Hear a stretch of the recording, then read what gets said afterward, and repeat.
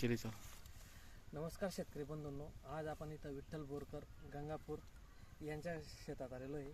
आज आपण जे काही त्यांच्या कांद्याला जे 42-47 दिलं होतं सिग्मा कंपनीचं, तर आपण त्यांना विचारू की त्यांना रिझल्ट कसे आले, काय आपण त्यांचं मनोगत काय त्यांच्याकडनं आपण ते व्यक्त करून घेऊ.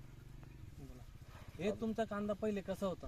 माझं एक नंबर म्हणजे असं वाटत नव्हतं भाऊ, निर्दोष गेलं भाऊ, असं म्हणजे पूर्ण सोडूनच दिलं होतं मी एक प्रकारे. बरोबर. तुम्ही का सोडून दिलं होतं हे कांदा? कारण की क्षेत्र उमळलेलं होतं, उमळलेलं राहिल्याबद्दल काही दुसरं काही करता आलं नाही, निंदणे नाही, गोळ नाही. म्हणजे शेतामध्ये पूर्ण पाणी होतं बा. पूर्ण पाणी होतं. पाणी होतं आणि जो पाणी निचरल्यानंतर हे साहेब भेटले, त्यानंतर मग आमची मुलाखत झाली.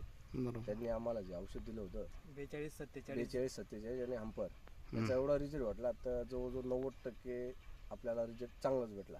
बरोबर. आता तुम्ही सॅटिस्फाय आहेत ना? हो हो, याच्यात म्हणजे तुमचं पूर्ण समाधान झालेलं आहे. एकदम मन समाधान नाही, 101% मन 101% समाधान याच्यात तुम्ही समाधान. कांद्याची साईज पाहू शकतात की एक कांद्याची साईज काय झालेली आहे. त्यांनी हा कांदा सोडलेला होता, पण त्याच्यानंतर जी कांद्याची साईज झाली ते कस्टमर पूर्ण सॅटिस्फॅक्शन झाले. धन्यवाद. ओके.